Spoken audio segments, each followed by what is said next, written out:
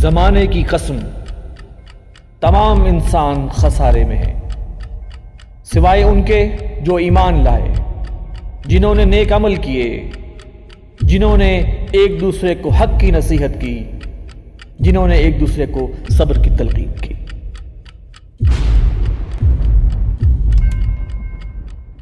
نحمدہ ونصلی علی رسولہ الکریم۔ محترم ناظرین، السلام علیکم ورحمۃ اللہ وبرکاتہ۔ زمانہ گواہ پروگرام میں خوش آمدید۔ اس پروگرام میں شریک گفتگو ہیں جناب ناظم نشر و اشاعت اور ترجمان تنظیم اسلامی جناب محترم ایوب بیگ مرزا صاحب، اور جناب رضا الحق صاحب جو کہ ریسرچ اسکالر ہیں تنظیم اسلامی اور مرکزی انجمن خدام القرآن لاہور کے۔ ناظرین، آج کا جو ہمارا پروگرام ہے وہ ایک بوجھل دل کے ساتھ کر رہا ہوں۔ اس کی وجہ یہ ہے کہ پچھلے کچھ دنوں میں جو ہم سینٹ کے انتخابات کے حوالے سے جو ہم اخلاقی دھجیاں جو اڑائی گئی ہیں اور پوری دنیا نے وہ مناظر دیکھے ہیں، کس طرح خرید و فروخت ہوئی ہے، کس طرح لوگ خریدے گئے ہیں، لوگوں کے بول لگائے گئے ہیں، قیمتیں لگائی گئی ہیں، اور میڈیا اس کو نشر کر رہا ہے، اور ہم دیکھ رہے ہیں جی یہ اس طرح ایک ہو رہا ہے معاملہ۔ ہم ان لوگوں کے بارے میں کیا جانیں کہ یہ لوگ ہمارے جو ہیں وہ اصحاب اقتدار ہیں، ہمارے نمائندگی یہ لوگ کر رہے ہیں، کس طرح بک رہے ہیں، ان کے ایمان کیا ہیں، ان کو طریقے سمجھائے جا رہے ہیں کہ تم نے ووٹ پہ کیا لکھنا ہے، جیسے کوئی مذاق ہے پاکستان، جیسے یہاں کا نظام کوئی مذاق ہے، اور کچھ لوگ جو بیٹھے ہوئے ہیں وہ پیچھے پسے پردہ اس کے ساتھ کھلواڑ کر رہے ہیں، اور قوم دیکھ رہی ہے۔ ان لوگوں کے جو پیروکار ہیں وہ بھی دیکھ رہے ہیں اور وہ بڑے خوش ہیں، ہاں جی ہم نے خرید لیا، ہم نے یہ کر لیا، ہم نے فلاں کر لیا۔ الیکشن جب ہوئے تھے تو بھی ووٹ خریدے گئے تھے، الیکشن سے پہلے بھی خریدے گئے تھے، کوئی صاحب جہاز بھر بھر کے لے کے آ رہے تھے۔ یہ پیسے کا لین دین، یہ خرید و فروخت لگتا ہے اب ایک نارم ہو گیا ہے۔ وہ کون سا اچھا وقت تھا جب ان لوگوں کو برا سمجھا جاتا تھا، بے ایمان کو برا سمجھا جاتا تھا، سود خور سے لوگ نفرت کرتے تھے۔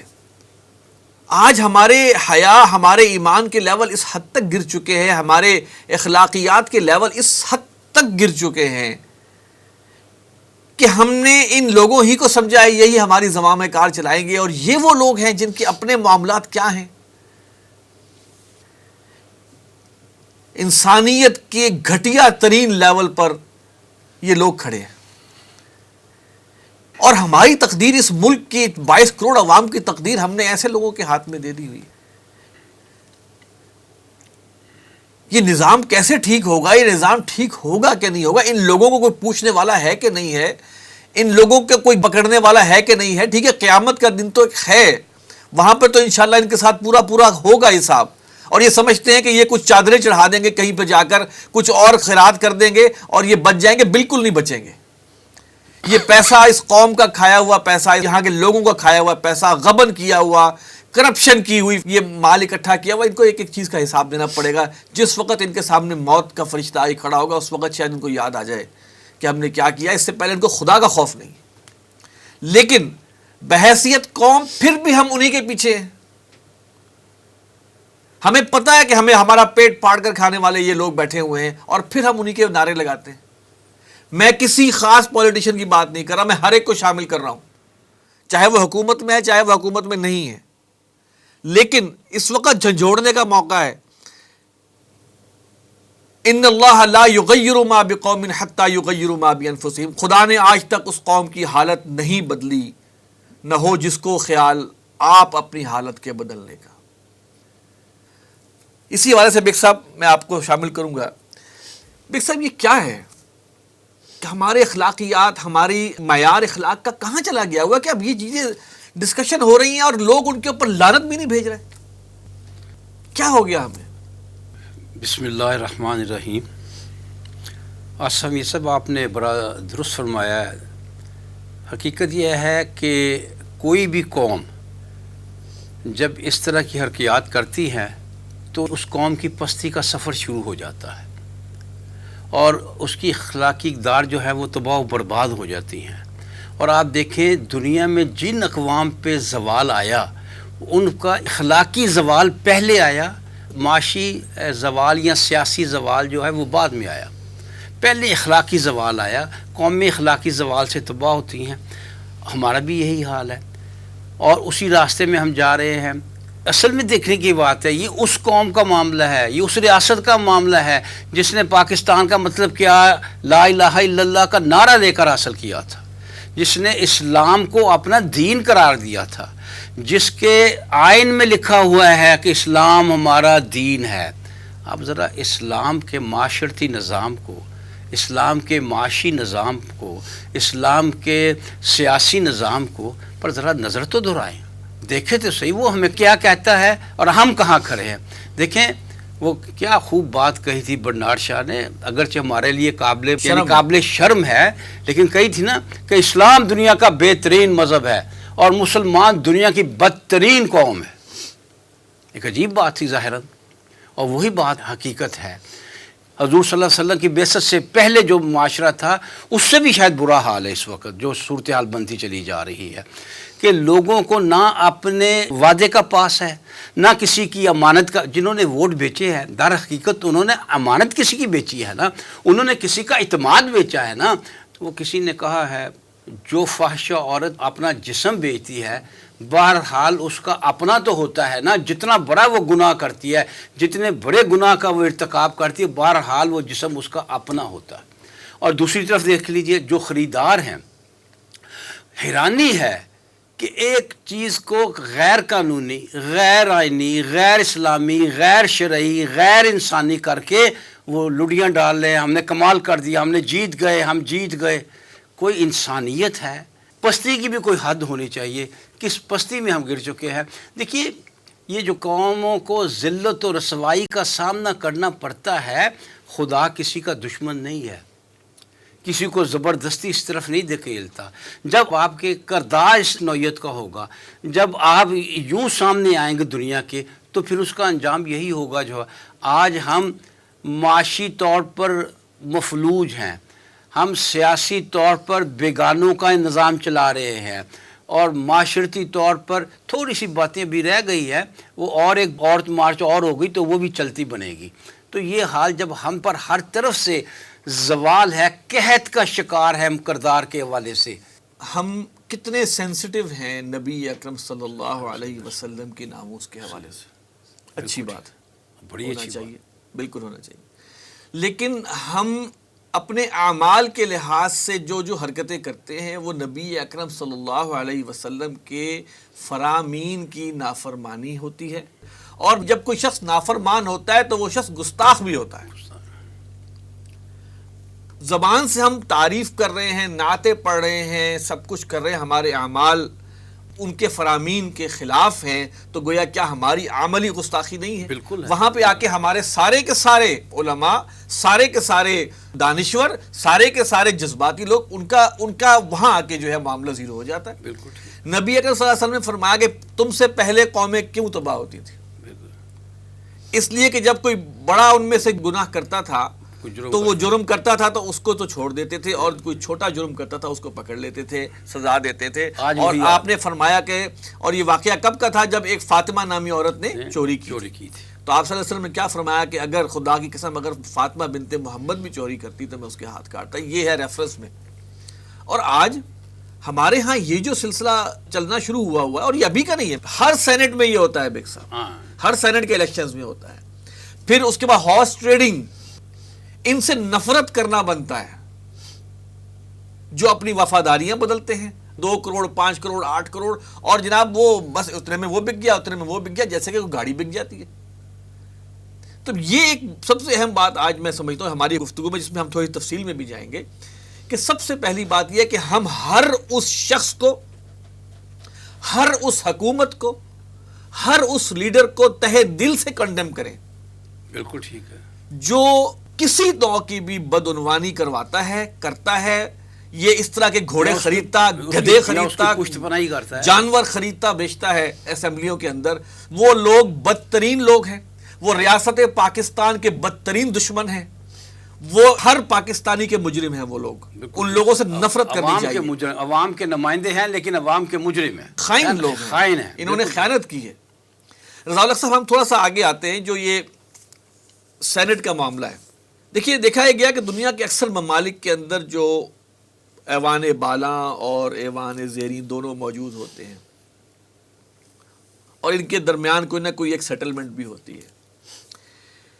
کچھ ممالک ایسے ہیں جن میں ایک ایوان موجود نہیں ہوتا، وہ ممالک بھی چل رہے ہیں۔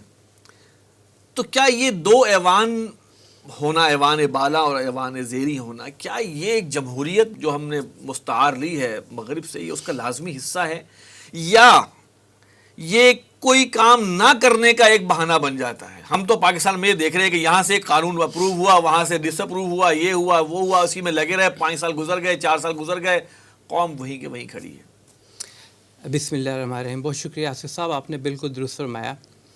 اصل میں سینٹ یا ایوان بالا، ایوان زیریں، lower house, upper house of the parliament, یہ چیزیں ٹریس کرنے کے لیے اور ان کی بیسیکلی ریزن کیا بنائی گئی کہ یہ وجود میں آئیں، پارلیمنٹ آخر ڈیوائیڈڈ کیوں ہو مختلف ہاؤسز میں، اس کو ہم دیکھنے کے لیے تھوڑا سا ہسٹری میں ٹریس بیک کرنا پڑتا ہے۔ ہم دیکھتے ہیں کہ جو فرینچ ریولوشن، خیر اس سے پہلے اگر بات کریں تو جو پروٹیسٹنٹ موومنٹ تھی، ریفارمیشن اور اس کے بعد رینائسنس کی تحریک وہاں پہ آئی، لیکن زیادہ خاص طور پہ فرینچ ریولوشن کے بعد ڈیموکریسی جو ہے وہ اپنے عروج کی طرف گئی، اس کے ساتھ ہی صنعتی انقلاب بھی آیا، کیپٹلزم اپنے عروج پہ گئی، اور 20th سینچری کے سٹارٹ میں خاص طور پہ یہ سوشل ریولوشن جسے وہ کہتے ہیں فیمنزم کے نام کے اوپر، وہ بھی لے کے آنا شروع ہو گئے۔ تو پہلے ایک بات تو یہ ہے کہ یہ جو نظام ہے، خاص طور پہ سیاسی نظام، it can't operate in a vacuum, یہ ساری کی ساری چیزیں آپس میں لنکڈ ہوتی ہیں۔ ایک النظام ہوتا ہے، اور وہ النظام اس کے اندر نیچے یہ آپ کا سیاسی نظام بھی ہے، معاشی نظام بھی ہے، معاشرتی نظام بھی ہے، تعلیمی نظام بھی ہے، آپ کا کرمنل جسٹس سسٹم بھی اس کے اندر آتا ہے، پھر آپ کے باقی جو جتنے بھی نظام ہو سکتے ہیں وہ سارے کے سارے اس کے اندر آتے ہیں، اور یہ سارا ایک امبریلا ہے، اس کے نیچے ساری بات ہو رہی ہے۔ ہم یہ دیکھتے ہیں کہ جو فرینچ ریولوشن تھی اس سے پہلے خاص طور پہ بادشاہت ہوا کرتی تھی، ایرسٹوکریسی جسے کہتے ہیں، اشرافیہ کی حکومت ہوا کرتی تھی، اور پھر آگے چل کے نام بدل کر آپ اس کو ماڈرن ویسٹرن ڈیموکریسی کا نام پہ بھی سامنے لے کے آئے۔ اب جس طرح کہ آپ نے سوال میں یہ کہا کہ پہلی بات تو یہ کیا مختلف ممالک میں اس وقت کئی ممالک میں موجود ہیں دو ایوان، کئی ممالک میں نہیں موجود۔ ایک تو یہ کہ بہت سارے ممالک نے ماضی قریب میں ہی دو ایوانوں کی، اور خاص طور پہ ایوان بالا جو ہے اس سے چھٹکارا حاصل کر لیا ہوا ہے۔ تقریباً 59 یا 60 ایسے ممالک ہیں۔ کیوں؟ آپ اس کی ریزن میں آپ کو بتاتا ہوں، اس کی ریزن کیا ہے، اور جن میں ہے بھی ان میں تھوڑا سا اختلاف ہے۔ مثال کے طور پہ برطانیہ میں جو ہے وہ ایک ہاؤس آف کامنز ہوتا ہے، ایک ہاؤس آف لارڈز ہوتا ہے۔ پارلیمنٹری ڈیموکریسی اس کے مطابق ہم کیونکہ چلتے ہیں زیادہ، اس لیے ہمارے بھی وہ کانسیپٹ اسی طریقے سے اپلائی کرنے کی کوشش کی جاتی ہے کہ ایک ہمارا جو نیشنل اسمبلی یا پروونشل اسمبلی ہوگی اور دوسری طرف ہماری سینٹ ہوگی جسے ایوان بالا کہا جاتا ہے۔ امریکہ کو دیکھیں، یو ایس اے میں، تو وہاں پہ جو کانگریس ہے ہماری پارلیمنٹ، اس کو وہ کانگریس کہتے ہیں، اس میں ہاؤس آف ریپرزینٹیوز ہے اور سینٹ ہے، یہ دو ادارے ہیں، لیکن وہاں پہ سینٹ بہت پاورفل ہے۔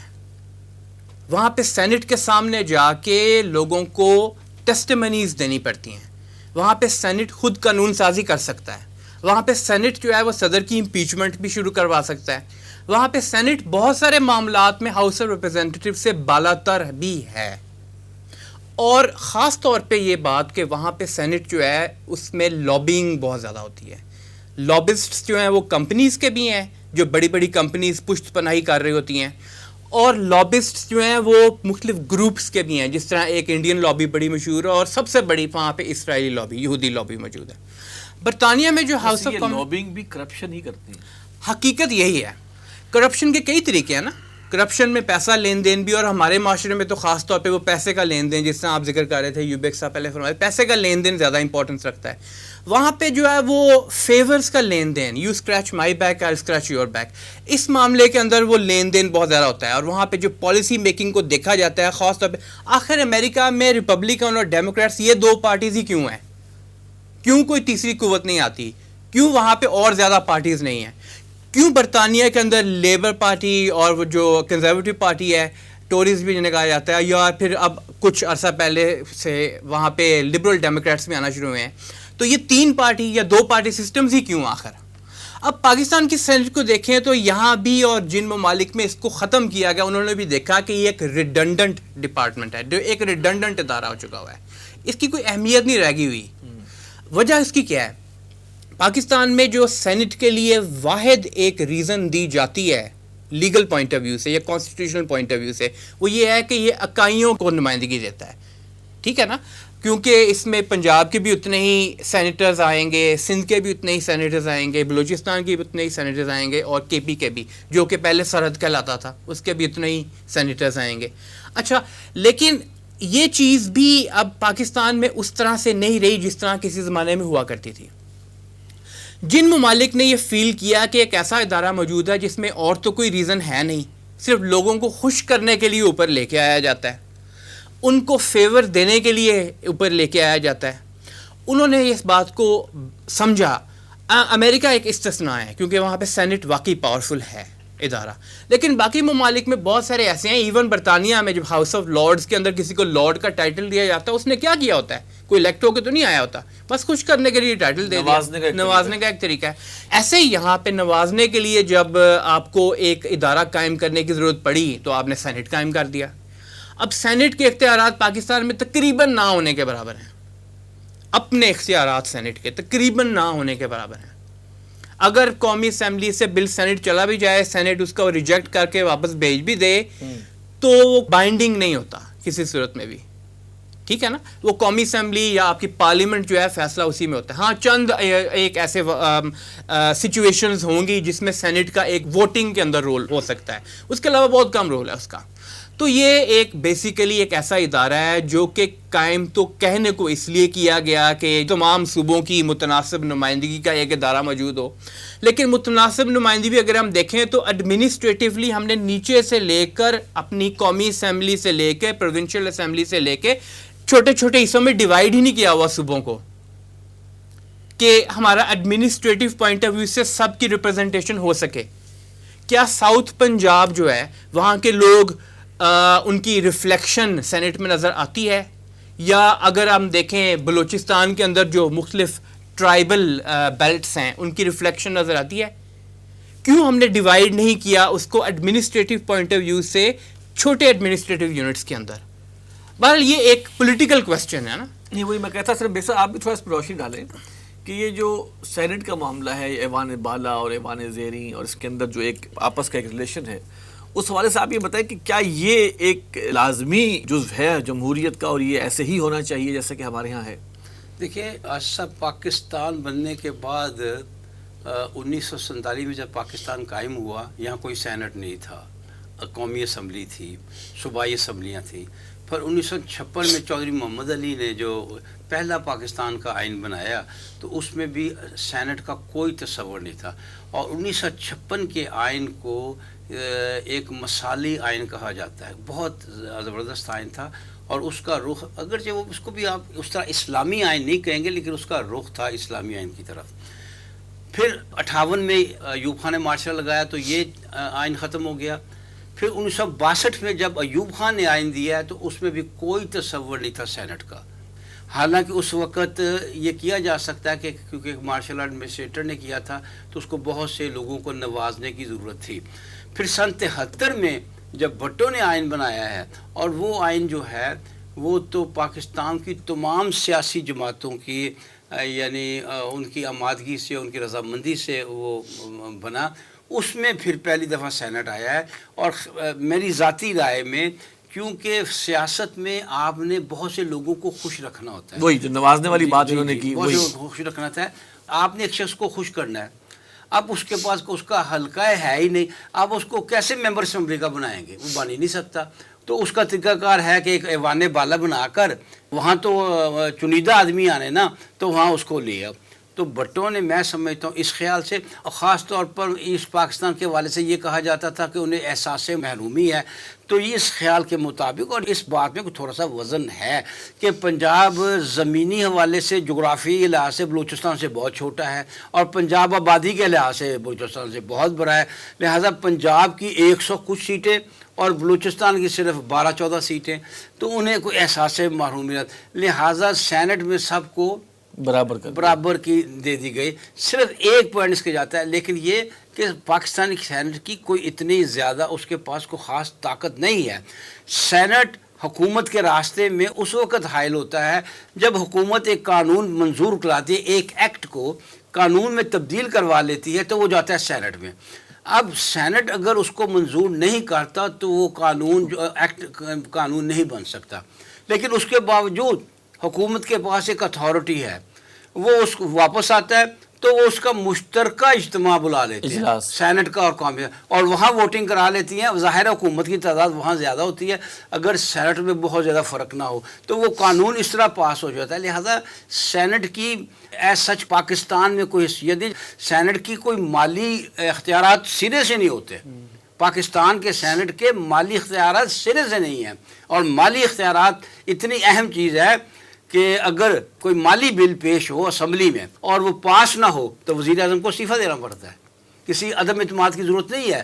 ایک مالی بل پیش ہوا، حکومت اس کو پاس نہیں کرا سکی قومی اسمبلی میں، ایک طرح سے آپ کہہ سکتے ہیں کہ سینٹ ایک طرح سے ایک سیفٹی میئر تو ہے نا، بس ہے کچھ ہے، یا آپ بالکل یہ نہیں کہہ سکتے کہ اس کا سرے سے کوئی فائدہ نہیں، لیکن یہ ہے کہ ہمارے پہلا فائدہ آپ نے بتایا کہ متناسب نمائندگی، ایک احساس چھوٹے صوبوں کو ایک احساس ہو کہ بھی ہم اس میں ہمارا بھی نمبر 2 یہ ہے کہ بہرحال کسی بھی بل کو قانون بننے کے حوالے سے سینٹ کی ضرورت پڑتی ہے، اس رکاوٹ ڈال سکتے ہیں، عارضی رکاوٹ ڈال سکتے ہیں۔ اچھا بیگ صاحب یہ بتائیے کہ سینٹ میں جو یہ بات آئی کہ جناب خفیہ ووٹنگ ہونی چاہیے، اوپن نہیں ہونی چاہیے، آپ کیا سمجھتے ہیں اس میں خفیہ کی کیوں شک رکھی گئی؟ یہ اس میں کیا مسئلہ ایسا ہے؟ میں سمجھتا ہوں کیونکہ بنیادی طور پر اس ادارے کا مقصد ہی یہ تھا کہ لوگوں کو نوازا جائے۔ حالانکہ وزیر اعظم کا انتخاب جو ہوتا ہے وہ اوپن بیلٹنگ سے ہوتا ہے، وزیر اعلیٰ کا انتخاب اوپن بیلٹنگ سے ہوتا ہے، لیکن اس کا خفیہ رکھا گیا۔ شاید کیا یہ چور دروازہ نہیں ہے؟ بالکل چور دروازہ ہے، بالکل ایسا ہے۔ اس میں کوئی اچھی بات سمجھتے ہیں، کوئی اچھی کوئی حکمت ہو ہے اس کے اندر، کوئی اس کا ہم پازیٹیو لے سکیں؟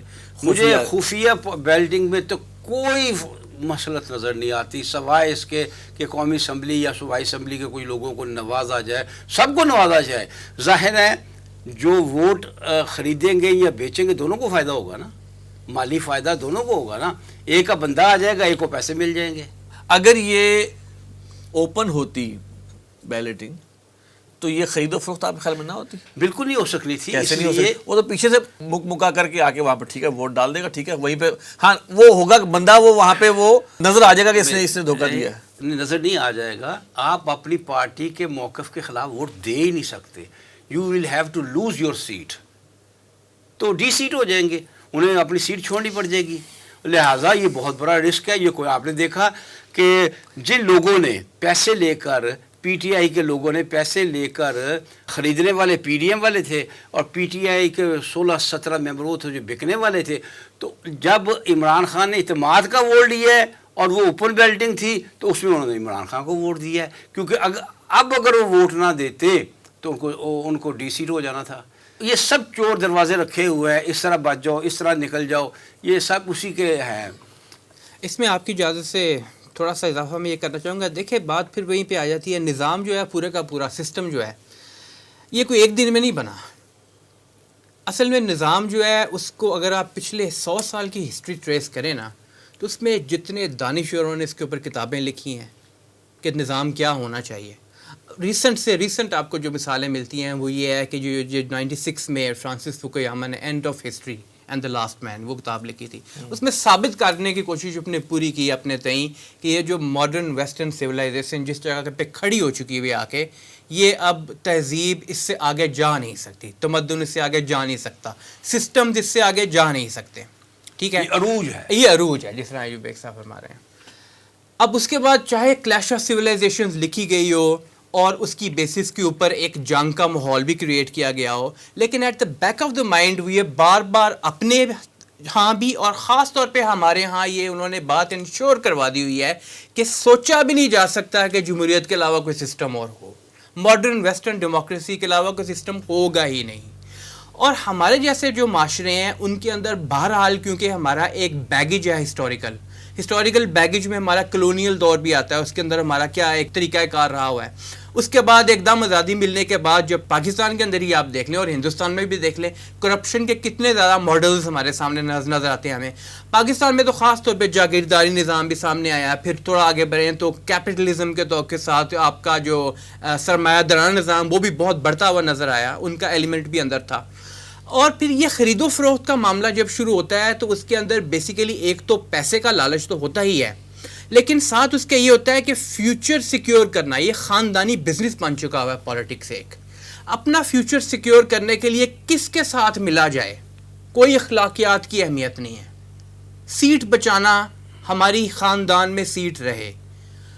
اب آپ دیکھتے ہیں کہ ایک ہی شخص جو ہے وہ اس وقت ممکن ہے کسی بہت بڑی منسٹری پہ موجود ہو، لیکن وہ پھر پرویز مشرف کے دور میں بھی ایک منسٹری پہ موجود رہا ہوگا، وہ اس کے بعد میں آنے والی دور میں بھی کسی منسٹری پہ موجود رہا ہوگا، اس سے پہلے والیوں میں بھی رہا ہوگا، جو کہ اس وقت ایک دوسرے کی اپوزیشن ہے. اس دور میں مختلف اپوزیشنز ہوا کرتی تھی اور مختلف ایوان میں ہوا کرتے تھے، حکومت میں ہوا کرتے تھے. تو جس طرح آپ کہہ رہے تھے نا چھپا کے ووٹ، یہ چور دروازے آپ کو ہر جگہ پہ نظر آئیں گے. آپ عدلیہ میں دیکھیں وہاں بھی چور دروازے بنے ہوئے ہوں گے، آپ بیوروکریسی میں دیکھیں وہاں بھی چور دروازے بنے ہوئے ہوں گے. آخر عزیر بلوچ جیسے بندے جس کے بارے میں اتنی زیادہ گواہیاں موجود ہوں، اس کو کیوں بری کر دیا جاتا ہے؟ تو کہیں نہ کہیں تو حکم موجود ہے نا.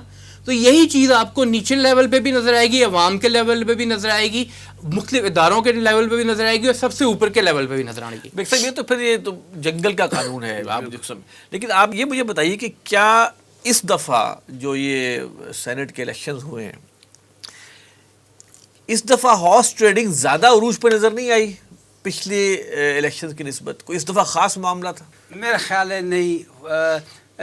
اصل میں ہوا یہ کہ کیونکہ ایک سیٹ کے حوالے سے دو بندے ایسے آمنے سامنے آ گئے جو اپنی خاص شہرت رکھتے تھے، میڈیا نے اس کو بڑی ہائپ دے دی اور اس پر پھر ہارس ٹریڈنگ بھی خوب زبردست ہوئی اور پھر وہ بات لوگوں کے سامنے. وگرنہ یہ ہارس ٹریڈنگ جو ہے یہ ہمارا سینٹ کے انتخابات میں ہمارا پرانا ایمان فروشی. آپ اندازہ کریں نا، آپ اندازہ کریں یہ سنجرانی جو ہے اس کے خلاف عدم اعتماد کی تحریک آئی تھی، عدم اعتماد کی تحریک آئی تھی سینٹ میں، اور اس کے پاس ووٹ کم تھے لیکن وہ اعتماد کی تحریک ناکام ہو گئی. تو وہ خفیہ ہاتھ کام کرتے ہیں. اصل میں بات یہ ہے، دیکھیں ابھی بات کر رہے تھے نا رضا الحق صاحب کہ اس نظام نے یہ کیا، اس نظام میں یہ، دیکھیں کیپٹلزم ہے، اس کے نیچے ڈیموکریسی ایک طرز حکومت ہے، یا کوئی بھی نظام ہے. ہماری بدقسمتی کہہ لیجئے یا ہماری نااہلیت نالائکی اور ہماری بدماشی کہہ لیجئے کہ ہم نے ہر نظام میں سے اس کی صرف برائیاں لے لی. آپ دیکھیں کہ کیپٹلزم میں بھی آپ کو اچھی چیزیں مل جائیں گی، چند ایک، چاہے چند ایک ہی ملیں، 100 میں سے 2-3 ہی ملیں، اور ڈیموکریسی میں بھی چند چیزیں اچھی ہیں، کمیونزم میں بھی چند چیزیں اچھی ہیں، لیکن ہم نے ہر نظام سے بری بری چیزیں نکال لی ہیں، اچھیوں کو. دیکھیں جمہوریت بہرحال آزادی کا نعرہ مارتی ہے، مساوات کا نعرہ مارتی ہے وغیرہ وغیرہ، لیکن وہ نہیں ہم کریں گے. ہم جمہوریت میں جو بگ بکا ہوتا ہے، ہمارے ہاں اس طرح بگ بکا ہوتا ہے، ویسٹرن کنٹریز امریکہ میں بگ بکاؤ کا اور انداز ہے، وہاں انداز میں فرق ہے، لیکن یہ نہیں کہ وہاں بگ بکاؤ نہیں ہوتا، وہاں بڑی بڑی کمپنیاں کیا انداز اختیار کرتی ہیں. تو آپ یہ کہہ سکتے ہیں نا کہ جمہوریت جو ہے وہ سرمایہ دارانہ نظام کی محافظت کر رہی ہے پوری دنیا میں.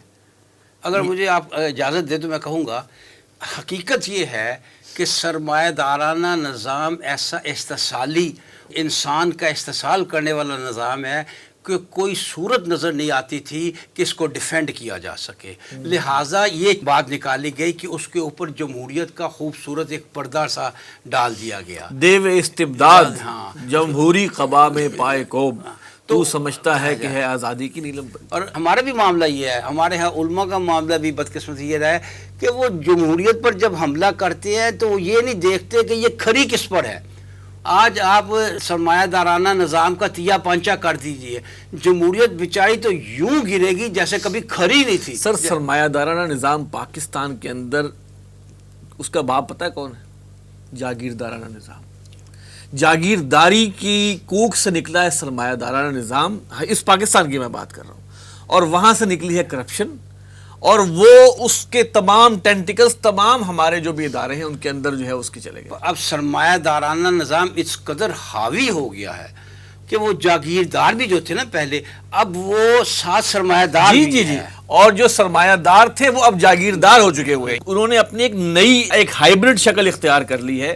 اور اب یہ اگر آپ دیکھیں گے تو اوپر جو بیٹھے ہوئے ہیں, جو بکتے بکاتے خرید و فروخت جو کر رہے ہیں, یہ وہ لوگ ہیں جن کے پاس سرمایہ بھی ہے, جاگیریں بھی ہیں, طاقت بھی ہے, اور وہ اس ملک کی عوام کے جو قسمتیں ہیں ان کا فیصلہ کر رہے ہیں. رضا صاحب تھوڑا سا آگے چلتے ہیں.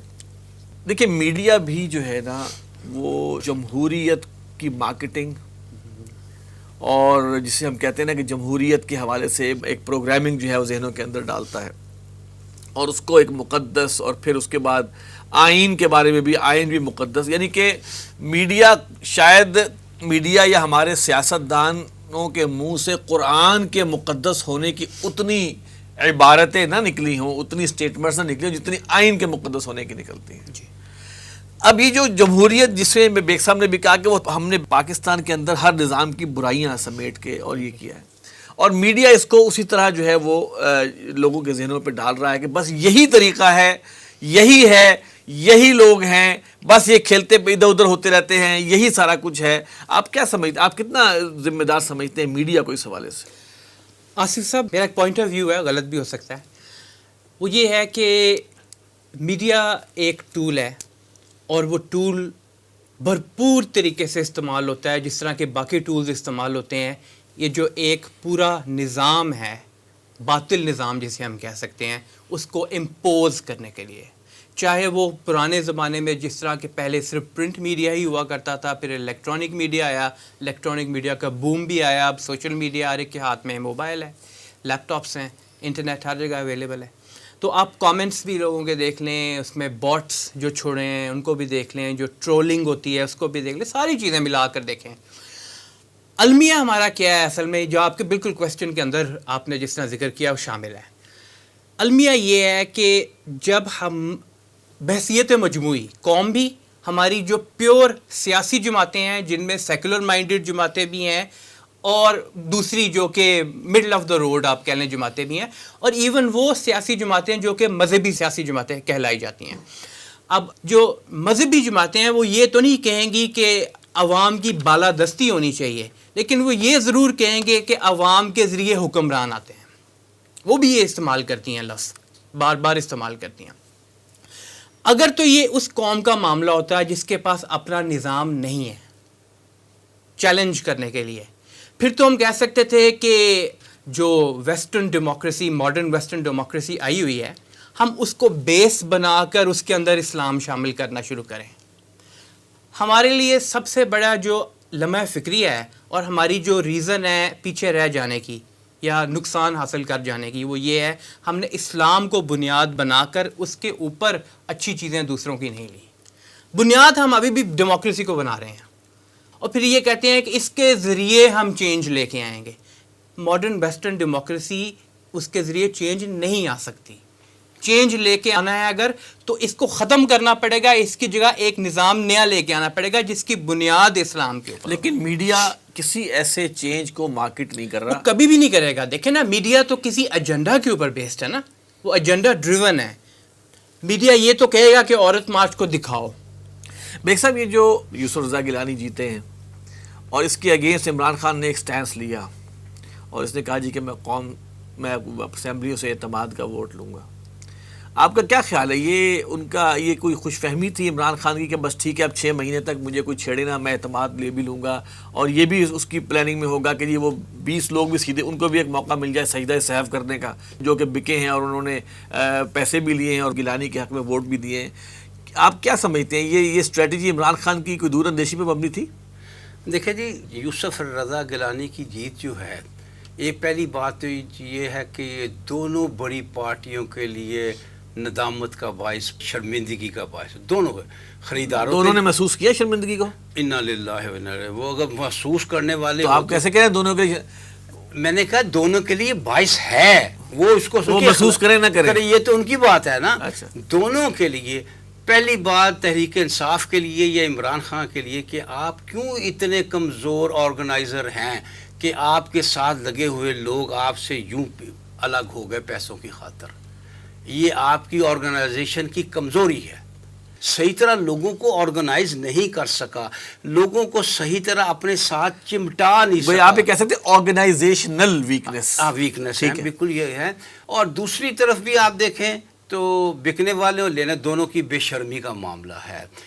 بکنے والے کو شرمندگی کا اظہار نہیں کر رہے اور خریدنے والے تو لڈیاں ڈال رہے ہیں جیسے کو بہت بڑا کارنامہ ڈالا ہے. یہ بالکل صحیح مثال ہے کہ ہم نے ڈاکہ ڈال لیا جی، کمال کر دیا جی، کمال کر دیا.